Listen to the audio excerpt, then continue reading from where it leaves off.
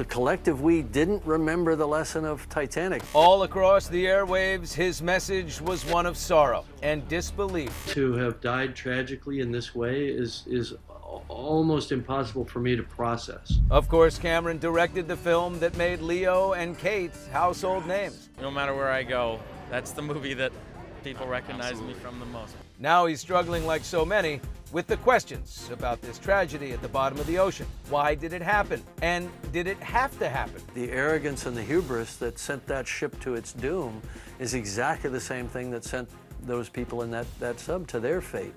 5 people, some of whom reportedly paid $250,000 to take a voyage to see the shipwreck, died when the Titan sub apparently imploded.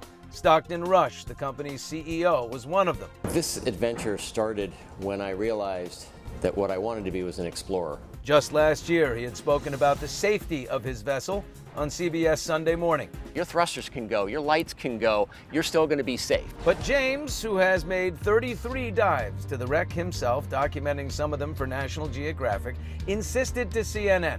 I think there's a great, almost surreal irony here, which is Titanic sank because the captain took it full steam into an ice field at night on a moonless night with very poor visibility, after he had been repeatedly warned that that's what was ahead of him. It will make the bergs harder to see. And so I think we're also seeing a parallel here with unheeded warnings about a sub that was not certified. Today, there is heartbreaking news that the youngest victim, 19-year-old Sulman Dawood, did not want to go on the trip with his father, but went along so they could bond as they set out on Father's Day. It's bringing it all back to me. It's just making me sick. Dr. Michael Guillen made his own voyage to the Titanic on board a different submersible for ABC News in 2000. We got caught up in a high-speed underwater current. We got slammed into behind the blades of the propeller. Shards of Titanic came showering down on our little submersible. Oh my gosh, look at these things. Oh my God, look at the size of these things. Oh my gosh, so are we stuck or what? I knew that this was going to be a life and death situation. I spoke with him shortly before the discovery of the wreckage of the Titan. What I realized when I was down there stranded, there's nobody who can help you.